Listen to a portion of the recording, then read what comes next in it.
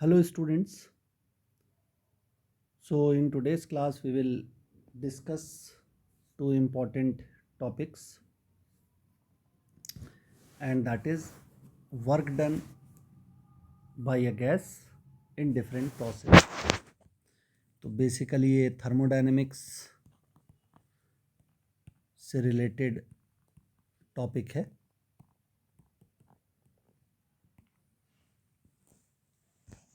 तो सबसे पहली बात तो आप ये समझ लीजिए कि थर्मोडायनेमिक्स में, मैकेनिक्स में जब हम बात करते हैं तो वर्क डन को अगर हमें लिखना हो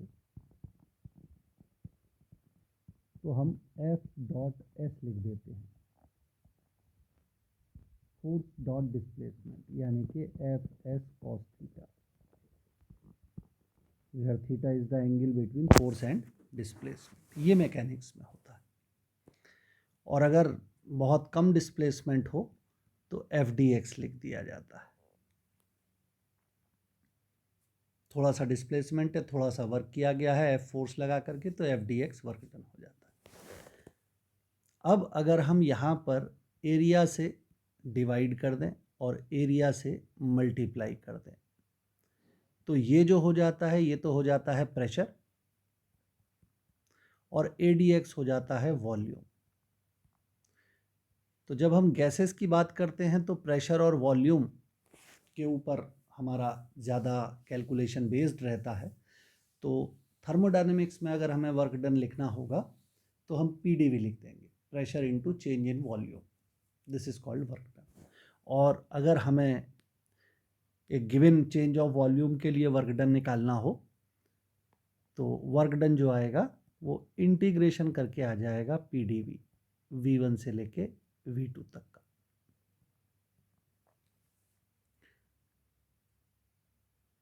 और इसी को हम एरिया अंडर PV ग्राफ भी कहते हैं।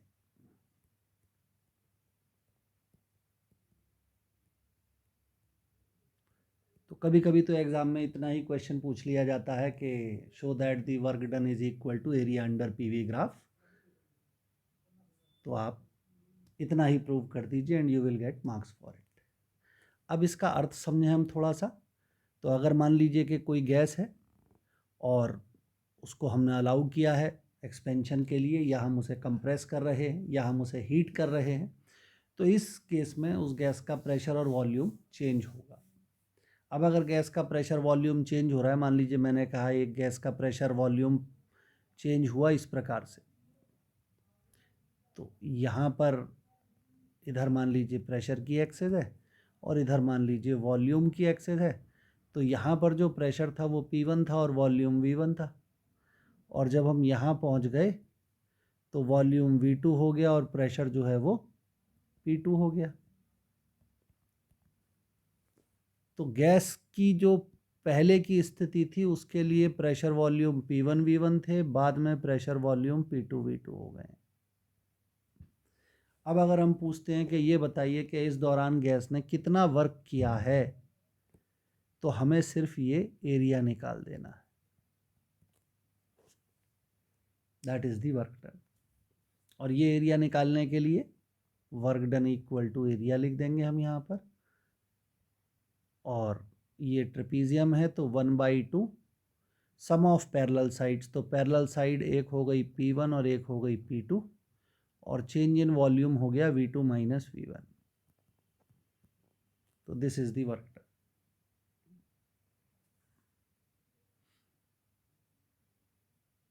ठीक है जी। तो इस तरीके से आप वर्क डन कर सकते हैं, कैलकुलेट इन सच केसेस। अब यहाँ पर आता है कि हमारे पास में कितनी प्रोसेसेस हैं जो हम थर्मोडायनेमिक्स में पढ़ते हैं। बहुत सारी प्रोसेसेस हैं, जैसे कि हमने कह दिया डिफरेंट प्रोसेसेस इन थर्मोडायनेमिक्स। तो पहली प्रोसेस है हमारी, मान लीजिए आइसोबारिक। तो इसमें क्या होता है, प्रेशर कांस्टेंट रहता है। दूसरी होती है आइसोकोरिक, इसमें वॉल्यूम कांस्टेंट रहता है। तीसरी प्रोसेस आइसोथर्मल, इसमें टेम्परेचर कांस्टेंट रहता है। चौथी प्रोसेस एडियाबैटिक, इसमें सिस्टम में कितनी हीट है वो कांस्टेंट रहती है। और पांचवी प्रोसेस में हम लिख देते हैं साइक्लिक। तो साइक्लिक प्रोसेस का अर्थ इतना ही है कि सिस्टम में जहाँ से उसने चेंजेस शुरू किए थे बाद में लौट करके सिस्टम उसी स्थिति में आ जाता है। जैसे अभी मैं ऊपर ग्राफ बना रहा था आपके सामने, तो आप ये कह सकते हैं कि अगर वो P1 V1 से शुरू कर रहा है तो आखिरकार वो P1 V1 में ही लौट आएगा। P1 V1 से P2 V2 में उदाहरण के लिए अगर मैंने एक PV ग्राफ बनाया है मान लीजिए, तो ये एक साइक्लिक प्रोसेस हो गई। अगर मैं यहाँ से इस प्रोसेस को शुरू मानता हूँ तो मैं लौट करके वापस इसी प्रोसेस में आ जा रहा हूँ, इसी स्टेट में आ जा रहा हूँ। So this is a cyclic process. और अगर मैं यहाँ पूछ लूँ कि वर्क डन कितना होगा, तो सिंपल सा जवाब है कि यहाँ पर जो वर्क डन होगा वो area of this close loop हो जाता है। तो इस पर भी बेस्ड क्वेश्चन सीधे सीधे आ जाते हैं। तो एक एक करके हम सभी प्रोसेसेस के वर्क को कैलकुलेट करेंगे यहाँ पर। तो सबसे पहले जो सबसे इम्पॉर्टेंट बात है जो मैं ऊपर आपको बता चुका हूँ कि वर्क डन क्या होता है। वर्क डन होता है integration P D we V1 से V2। इस बात को आपने अपने दिमाग में बैठा लेना है। इससे हम किसी भी थर्मोडायनेमिक सिस्टम में वर्क डन की कैलकुलेशन कर सकते हैं। तो सबसे पहले मैं यहाँ बात करता हूँ आइसोबारिक प्रोसेस का। तो आइसोबारिक प्रोसेस में क्या है, P कांस्टेंट है। वर्क डन कितना हो जाता है, वर्क डन हो जाता है PdV V1 से V2। तो P आपने बाहर निकाल लिया, ये dV हो गया V1 से V2, और dV का इंटीग्रल हो जाता है V, तो P times of V2 minus V1। Simply work done आ गया अपने पास। तो अगर हम मान लें कि प्रेशर जो है वो 10⁵ है और वॉल्यूम जो है वो 10 से 20 हो रहा है, तो वर्क डन निकालना हमारे लिए, मान लीजिए कि प्रेशर है 10⁵ न्यूटन पर मीटर स्क्वायर और वॉल्यूम 10 मीटर क्यूब से 20 मीटर क्यूब हो जाता है। और मैं आपसे पूछूं जी इस प्रोसेस में कितना वर्क डन हो गया, तो वर्क डन जो होगा 10⁵ 20 माइनस 10 यानी कि 10⁶ जूल, ये वर्क डन हो जाएगा। दूसरा हो गया आइसोकोरिक।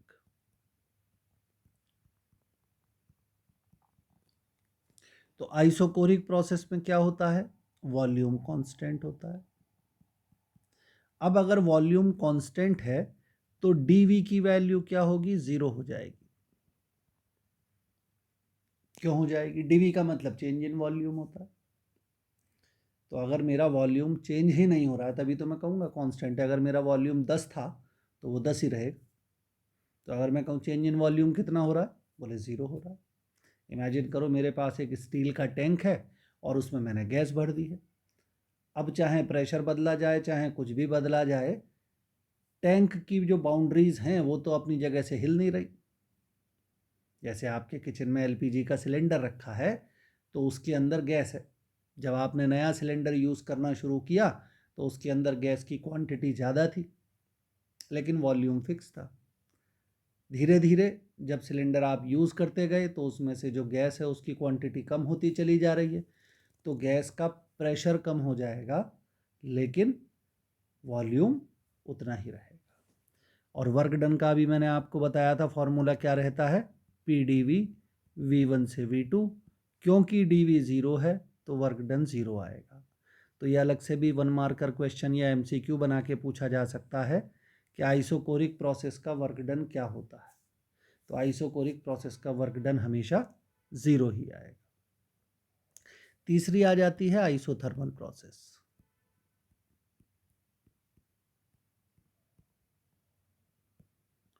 आइसोथर्मल में क्या होता है, T बराबर कांस्टेंट होता है, टेम्परेचर कांस्टेंट रहता है आइसोथर्मल प्रोसेस। तो आपने गैस इक्वेशन पढ़ी हुई है, PV बराबर nRT होता है। मैं यहाँ म्यू लिख दे रहा हूँ। म्यू का मतलब वही है जो n का होता है, नंबर ऑफ मोल्स।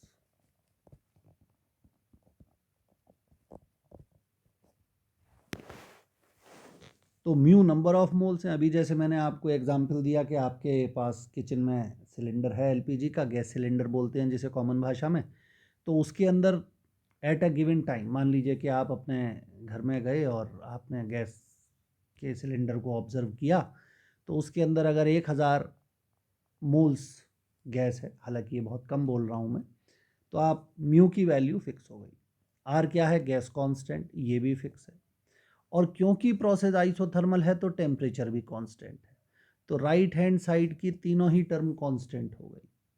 इसका मतलब है कि आइसोथर्मल प्रोसेस एक ऐसी प्रोसेस होगी जिसमें कि म्यू पीवी का प्रोडक्ट हमेशा कांस्टेंट रहेगा। इसी को आप बॉयल्स लॉ भी बोलते हैं। यानी कि आप ये कह सकते हैं कि P1 V1 की वैल्यू P2 V2 के बराबर ही आएगी। तो अगर ऐसा कहीं हो रहा है तो वो प्रोसेस हमेशा एक आइसोथर्मल प्रोसेस होगी। तो ये तो पहली बात हो गई, बल्कि इसको दूसरी बात कहते हैं, पहली बात इसको कह देते हैं कि PV एक कांस्टेंट होगा, यानी कि P1 V1 P2 V2 P3 V3 P4 V4 P5 V5 ऐसी कोई भी प्रोसेस होगी तो वर्क डन, इनका जो प्रोडक्ट आएगा प्रेशर वॉल्यूम का वो कांस्टेंट आएगा। कभी कभी इसमें हम ग्राफ पूछ सकते हैं आपसे कि आइसोथर्मल प्रोसेस में प्रेशर वॉल्यूम का ग्राफ कैसा होगा। तो ये ग्राफ इस प्रकार से होगा, यानी कि जैसे जैसे वॉल्यूम बढ़ रहा है वैसे वैसे प्रेशर कम होता चला जा रहा है। उल्टा भी कह सकते हैं, अगर वॉल्यूम को कम करते चले जाएंगे तो प्रेशर लगातार बढ़ता चला जाएगा, प्रोवाइडेड के टेम्परेचर कांस्टेंट है। यहाँ पर T बराबर कांस्टेंट है। अब हम आ जाते हैं वर्क डन निकालने पर। तो मैंने आपको बताया था वर्क डन क्या होता है, इंटीग्रेशन ऑफ PdV V1 से लेके V2 तक। तो अगर आप ऊपर मैंने इक्वेशन 1 में बताया था PV इक्वल्स टू कांस्टेंट, तो हम यहाँ लिख देते हैं PV बराबर म्यू आर टी है, यानी कि P को mu R T upon V लिखा जा सकता है। म्यू यहाँ पर नंबर ऑफ मोल्स है, तो ये आ जाएगा V1 से V2 mu R T upon V dV हो जाएगा। अब म्यू इज कांस्टेंट, बाहर लिख दीजिए, आर भी कांस्टेंट और टी भी कांस्टेंट, तो अपने पास रह गया V की पावर -1 dV, इसको 1/V ही लिख लीजिए, V1 से V2, ये वर्क डन हो गया। अब यहाँ ध्यान दीजिएगा, इंटीग्रेशन में एक फॉर्मूला होता है,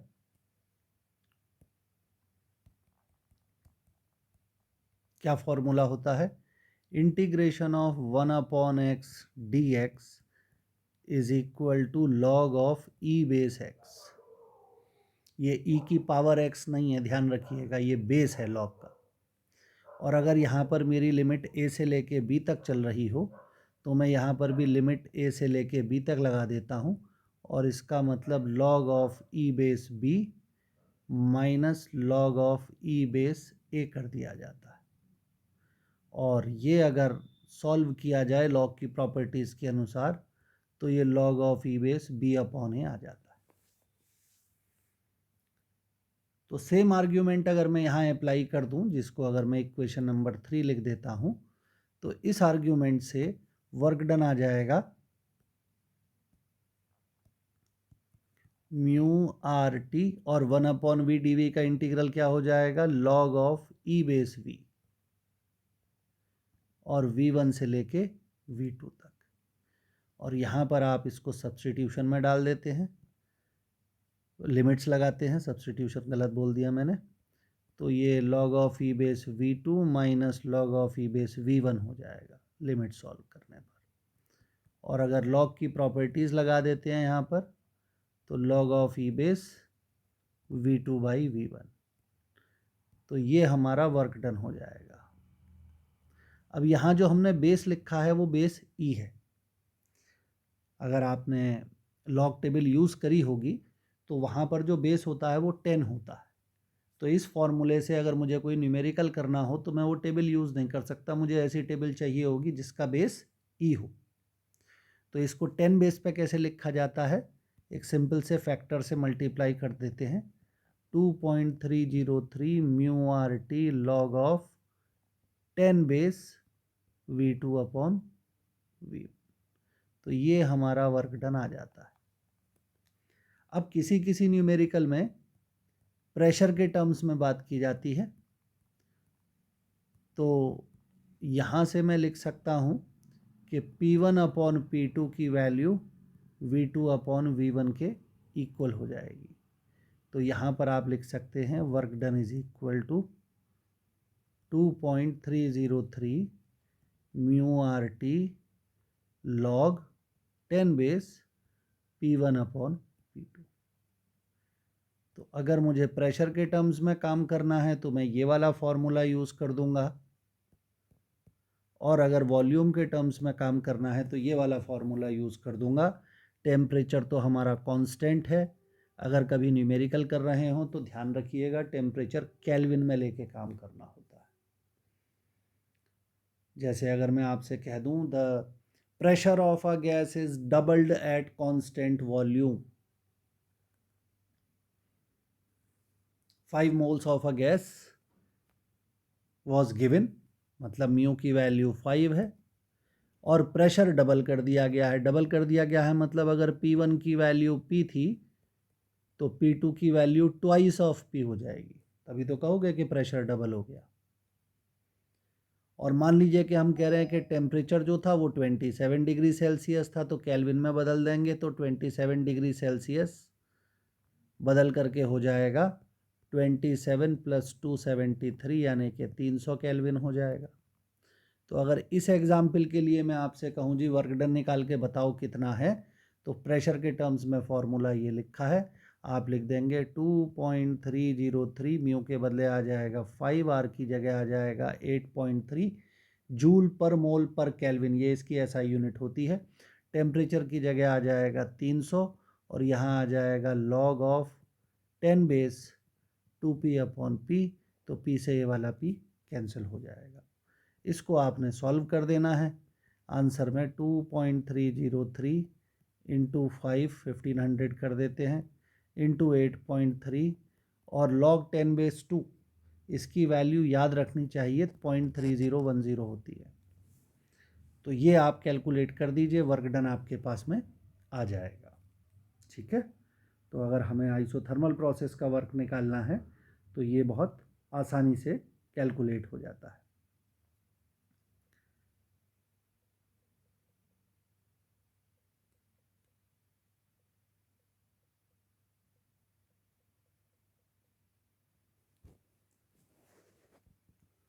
तो 8630.38 जूल इतना वर्क हो जाएगा।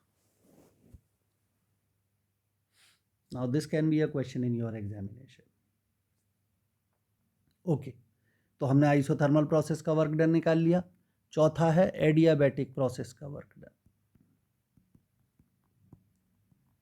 वैसे एडियाबैटिक प्रोसेस कोर्स में नहीं है, इसका वर्क डन CBSE के अनुसार, लेकिन as an application oriented question दिया जा सकता है कि भाई work done of a gas तो निकाल ही रहे हो, एडियाबैटिक प्रोसेस आप जानते हो तो इंटीग्रल सॉल्व करके निकाल दो।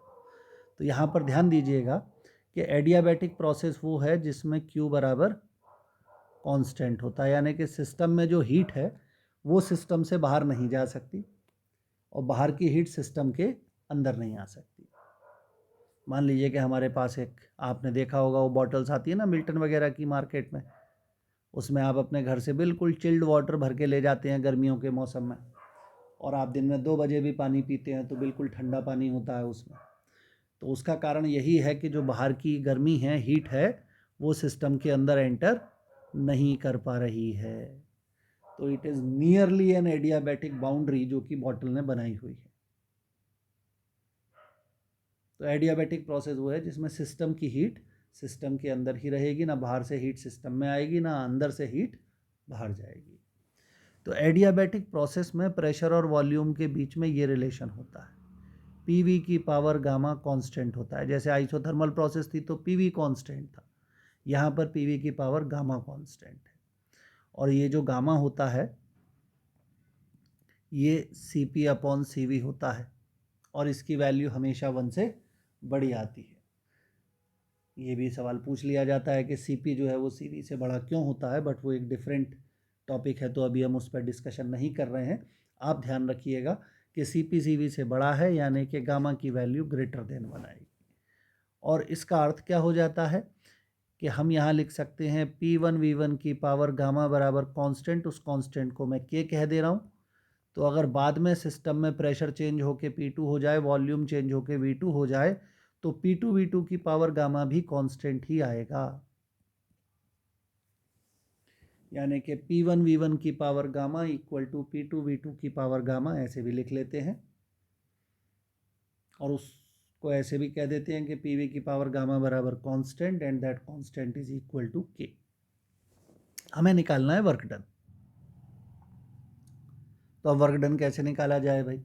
तो वर्क डन निकालने का तरीका वही है अपना, इंटीग्रेशन ऑफ PdV V1 से लेके और V2 तक हमें कैलकुलेशन कर देनी है। अब यहाँ पर प्रेशर चेंज हो रहा है, कांस्टेंट नहीं है प्रेशर, तो बाहर नहीं निकाल सकते आप। जैसे अभी पिछला डेरिवेशन किया था तो उसमें हमारे पास आ गया था mu R T upon P D V, sorry V D V. तो यहाँ पे v है, यहाँ dv है, तो v तो अंदर ही रहेंगे, लेकिन म्यू आर टी कॉन्स्टेंट थे, हमने बाहर निकाल लिए थे। यहाँ पर कांस्टेंट कुछ भी नहीं है, ये इससे रिलेटेड नहीं है, सिर्फ एग्जाम्पल के लिए बताया था, तो इसको हटा ही देते हैं, कंफ्यूज करेगा बाद में देखोगे तो।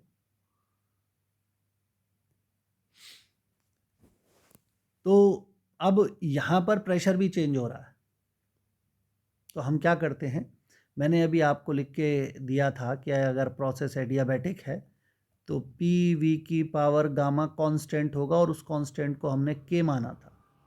तो हम पी की जगह क्या लिख सकते हैं, हम लिख सकते हैं के अपॉन वी की पावर गामा।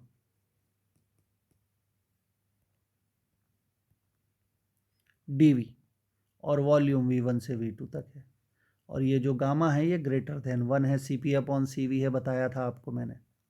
तो के को तो पहले बाहर निकाल लिया हमने क्योंकि कांस्टेंट है, और ये आ गया V की पावर माइनस गामा DV। अब इंटीग्रेशन में एक बहुत कॉमन सा फॉर्मूला है जो आप लोग यूज़ करते रहते हैं। एक फॉर्मूला है x to the power n dx is equal to x की power n plus 1 upon n plus 1।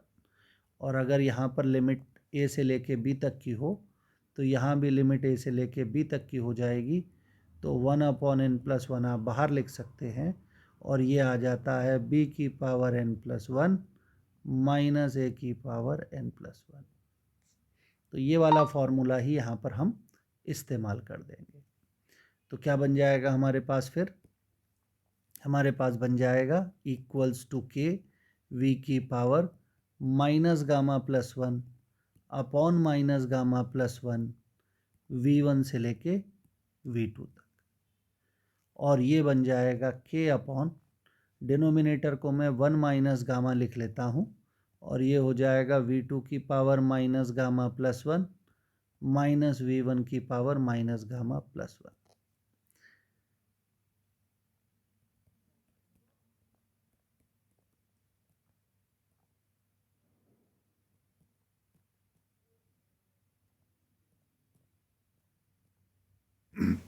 तो एक बार इस v के बदले हम v2 डाल देते हैं, माइनस एक बार इस v के बदले v1 डाल देते हैं। तो ये अपने पास रिजल्ट आ गया। अब इसे थोड़ा सा मैथमेटिकली हम इजी बना देते हैं, क्योंकि ये देखने में बड़ा कॉम्प्लिकेटेड लग रहा है। के से अंदर मल्टीप्लाई कर दिया,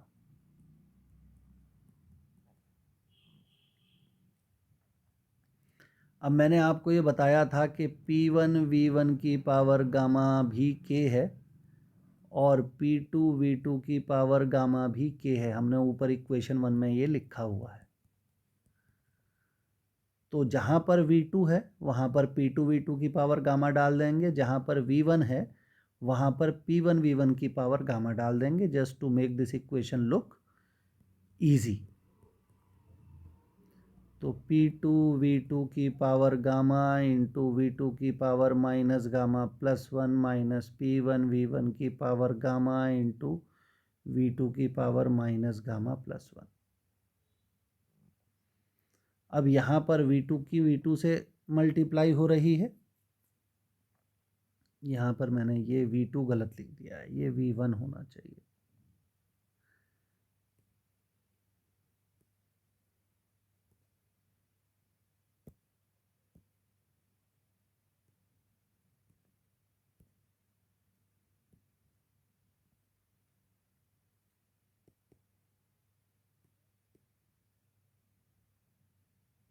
ओके, तो ये V1 से V1 की मल्टीप्लाई हो रही है और मल्टीप्लाई में पावर्स ऐड हो जाती हैं, तो ऐड करके ये सिंपली रह जाएगा P2 V2 और ये रह जाएगा P1 V1। जब यहाँ ऐड करेंगे तो गामा और माइनस गामा कैंसिल हो जाएंगे, V2 की पावर 1 बचेगा, उधर भी ऐसे ही माइनस गामा और प्लस गामा कैंसिल हो जाएंगे। अब अगर हम इसे देखें तो ये हमारा आंसर आ गया, लेकिन गैस इक्वेशन हमसे कहती है कि P2 V2 is equal to mu R T2 होगा। याद रखिएगा टेम्परेचर बदल सकता है, हीट नहीं बदलनी चाहिए। आपने जब सुबह अपने घर में मिल्टन वाली बोतल में पानी भरा था तो पानी का टेम्परेचर 2 डिग्री सेल्सियस था, लेकिन जब आप उसको दोपहर में पीने के लिए यूज़ कर रहे हैं तो मान लीजिए कि उसका टेम्परेचर 3 डिग्री सेल्सियस हो गया। अब 2 और 3 के बीच में इतना कम फ़र्क है कि आपको पता नहीं चल रहा है, तो टेम्परेचर तो बदल रहा है लेकिन हीट कांस्टेंट है। तो ऐसा मत अपने दिमाग में मिसकंसेप्शन क्रिएट कर लीजिएगा कि भाई अगर हीट कांस्टेंट है तो टेम्परेचर चेंज नहीं होगा। इसी तरीके से P1 V1 जो था वो म्यू आर T1 था, तो अपने पास क्या आ जाएगा, work done is equal to 1/1 minus gamma, यहाँ आ जाएगा म्यू आर T2, ये इसी इक्वेशन के आधार पर लिख रहा हूँ मैं, माइनस म्यू आर T1। तो मेरे पास क्या रिजल्ट बन गया, W is equal to mu R upon 1 minus gamma bracket में T2 माइनस T1। तो this is the work done in adiabatic process. In terms of temperature ऐसे लिखेंगे, और अगर in terms of pressure volume लिखना होगा तो ऐसे लिखें। तो ये हमारे पास में रिजल्ट्स निकल के आ जाते हैं। ठीक है, एक बड़ा कॉमन सा क्वेश्चन है, given example of an adiabatic process. तो इसका सबसे सिंपल आसान आंसर है बर्स्टिंग ऑफ अ टायर।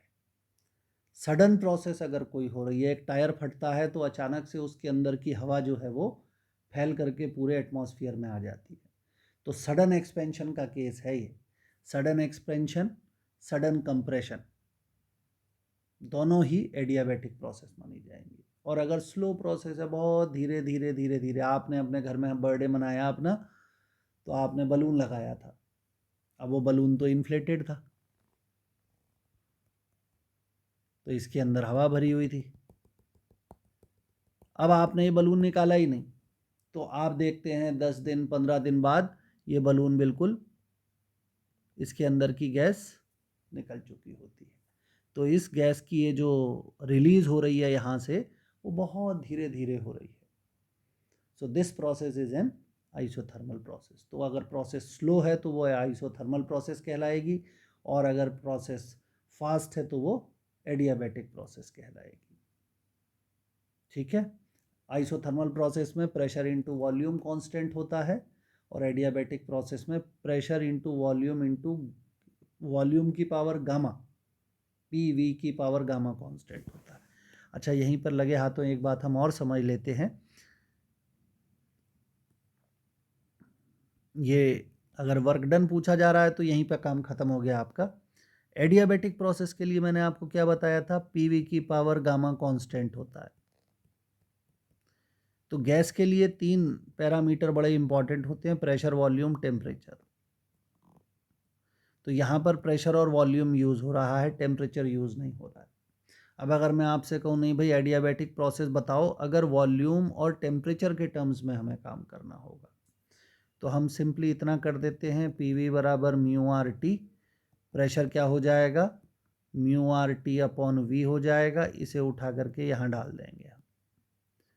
तो जब आप डालेंगे तो ये क्या बन जाएगा mu R T upon V into V की पावर गामा बराबर कांस्टेंट, और ये वॉल्यूम वाला टर्म ऊपर लिख देते हैं, म्यू आर टी कॉन्स्टेंट है तो इधर शिफ्ट कर देते हैं, टी कॉन्स्टेंट नहीं है सॉरी, म्यू और आर कॉन्स्टेंट है, T is not constant, T तो चेंज हो सकता है। तो टी वी की power gamma minus 1 equal to a constant. हालांकि ये कांस्टेंट पुराने वाले कांस्टेंट से अलग होगा, ये कांस्टेंट अगर K1 है तो ये कांस्टेंट कुछ और हो जाएगा क्योंकि वो म्यू आर इसके नीचे आ गया है। तो अगर मुझे टेम्परेचर और वॉल्यूम के टर्म्स में लिखना है तो T1V1 की power gamma minus 1 is equal to T2V2 की पावर गामा माइनस 1, ऐसा लिख सकते हैं। इसी तरीके से अगर मुझे प्रेशर टेम्परेचर के टर्म्स में लिखना है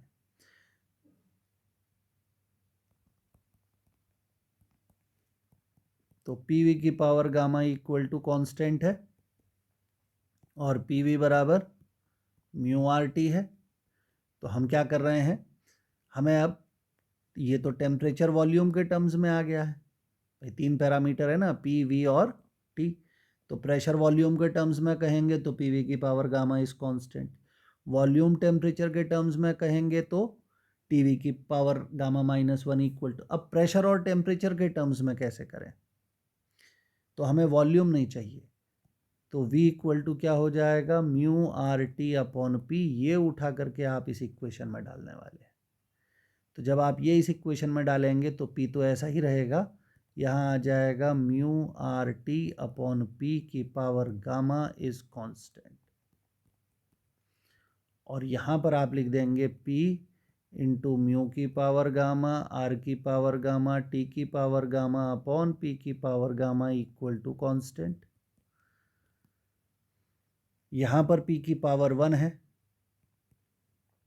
और नीचे P की पावर गामा है, तो ये सॉल्व करके ऐसा बन जाएगा, और वो जो दोनों कांस्टेंट थे उन्हें राइट हैंड साइड में शिफ्ट कर दीजिए तो ये कोई नया कांस्टेंट बन जाएगा। So this is the expression for adiabatic process in terms of pressure and temperature. तो हो सकता है कि हम आपको एक MCQ दे दें जिसमें हम 4 इक्वेशन दे दें और कहें पहचानो इसमें से कौन सी प्रोसेस एडियाबैटिक प्रोसेस, कौन सी इक्वेशन एडियाबैटिक प्रोसेस को रिप्रेजेंट कर रही है, तो इन दैट केस ये वाला एक्सप्रेशन आपका एडियाबैटिक प्रोसेस को दिखाएगा। ठीक है, सडन कंप्रेशन अगर किसी गैस का किया जाए तो वो गर्म हो जाती है, और सडन एक्सपेंशन कर दिया जाए तो वो कूल डाउन हो जाती है, ये प्रूव किया जा सकता है बड़े आराम से। ठीक है, यहाँ मैं जैसे क्वेश्चन दे दूँ आपको, show that sudden expansion leads to cooling of a gas.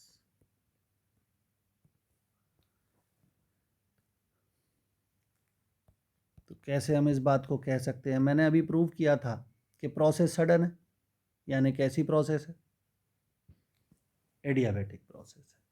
तो सडन प्रोसेस में वर्क डन क्या आया था, mu R upon 1 minus gamma T2 minus T1। अब अगर गैस एक्सपेंड कर रही है तो वर्क डन को हम कैसे लिखते हैं, वर्क डन को लिखते हैं इंटीग्रेशन PdV। प्रेशर तो स्केलर क्वांटिटी है, पॉजिटिव ही होगा, एक्सपेंशन हो रहा है तो dV का मतलब V2 माइनस V1 होता है।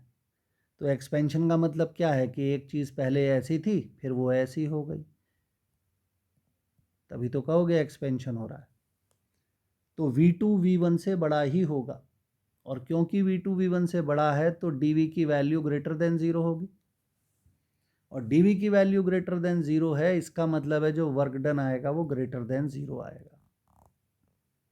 तो मेरी जो वर्क डन की इक्वेशन है, अगर हम सडन एक्सपेंशन की बात कर रहे हैं गैस के, तो वर्क डन इज पॉजिटिव, यानी कि left hand side is positive. तो इसका मतलब है LHS is equal to a positive value. अब इक्वेशन के आधार पर हम ये कह सकते हैं कि mu R upon 1 minus gamma T2 minus T1 is greater than 0, क्योंकि ये भी पॉजिटिव होना चाहिए, तभी इक्वेशन सही मानी जाएगी। If the left hand side is positive, right hand side shall also be positive. ठीक हो गया। इसके आधार पर हम क्या कह सकते हैं, नीचे अगर मैं इसको माइनस कॉमन ले लूँ तो गामा -1 लिख सकते हैं, और ऊपर भी मैं माइनस कॉमन ले लूँ तो minus of T1 minus T2 लिख सकते हैं। तो ये वाले माइनस से ये वाला माइनस कैंसिल हो जाएगा, ये ग्रेटर देन 0 होना चाहिए। अब अगर आप इस इक्वेशन को देखें तो म्यू ग्रेटर देन 0 होता है, आर ग्रेटर देन 0 होता है, गामा की वैल्यू 1 से बड़ी होती है, मैंने ये पहले ही कह दिया है, CP/CV होता है, तो गामा भी ग्रेटर देन 0 होता है। तो ये पॉजिटिव तभी आ सकता है जबकि T1 माइनस T2 भी ग्रेटर देन 0 हो, क्योंकि अगर एक भी टर्म नेगेटिव हो गया तो ये जो हमारी एक्सप्रेशन है इसकी वैल्यू नेगेटिव आ जाएगी।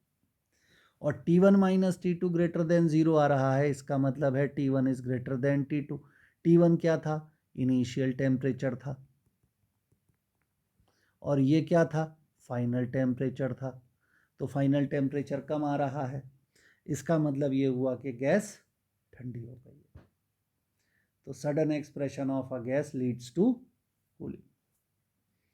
उल्टा करते हैं, सडन कंप्रेशन, तो कंप्रेशन में केस ठीक उल्टा हो जाएगा। मतलब हमारे पास जो गैस थी वो इतने बड़े डब्बे में थी, इतने बड़े एनक्लोजर में थी, और फिर हमने कंप्रेस करके उसे इतने से एनक्लोजर में कन्वर्ट कर दिया। तो इनिशियली हम यहाँ थे और फाइनली हम यहाँ थे, तो यहाँ पर V1 V2 से बड़ा हो गया है, तो V2 माइनस V1 जो होगा, जिसको हम DV लिखते हैं, वो नेगेटिव आ जाएगा, लेस देन 0 आ जाएगा। तो यहाँ पर गैस गर्म हो जाएगी। तो अगर हम सडन कंप्रेशन कर रहे हैं तो गर्म हो जाता है, और सडन कंप्रेशन ना करके सडन एक्सपेंशन करें तो कूलिंग हो जाती है। एग्जाम्पल बहुत कॉमन है, आपने साइकिल के टायर का वॉल्व खोल दिया आपने, तो उसमें से हवा निकलती है, उस हवा में आप अपना हाथ लगा के देखिए, आपको वो हवा ठंडी लगेगी। क्यों? क्योंकि साइकिल के टायर की हवा तेज़ी से बाहर निकल रही है, सडन एक्सपेंशन हो रहा है, वो ठंडी हो गई। इसका उल्टा एग्जाम्पल लेना हो, आप साइकिल में पंप से हवा भर रहे हैं, तो आपने 1 मिनट लगाया, साइकिल के टायर में हवा भरी, अगर आप पंप के नोज़ल के पास अपना हाथ लेके जाएंगे तो you can feel the heat. अगर हाथ लगा दिया तो हाथ जल जाएगा आपका। आपने 1 मिनट लगातार उसे बहुत तेज़ी से कंप्रेस किया है गैस को, तो उस कंप्रेशन की वजह से गैस की हीट जनरेट हुई, गैस हीटअप हो गई, और वो हीट जो थी, क्योंकि metals are good conductors of heat, तो वो जो नोज़ल है मेटल का है, तो वो इमीडिएटली गर्म हो गया है। तो कभी भी वहाँ आप हाथ लगाएंगे तो हाथ जल जाएगा आपका। ठीक है, so that's all for this video, hope this will serve your purpose. Thanks for watching.